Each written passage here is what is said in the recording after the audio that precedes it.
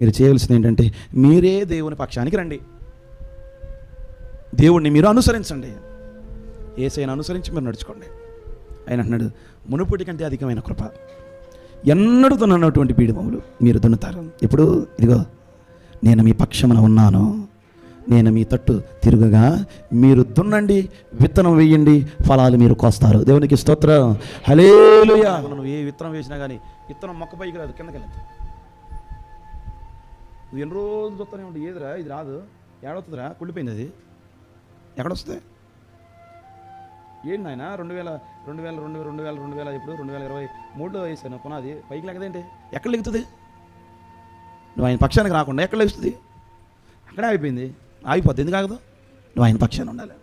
మరి ఈరోజు అయినా మాటలు వింటున్న తర్వాత అయినా ప్రియ సంగమా, ఆ దేవుడు చెప్తున్న మాట ఏంటంటే, నువ్వు ఎంత ఎక్స్పీరియన్స్ అయినా, ఎంత గనుడు అయినా, ఎంత గొప్పవాడివైనా కానీ ఆయన నీతో లేకపోతే నువ్వు శూన్యం, సున్నా.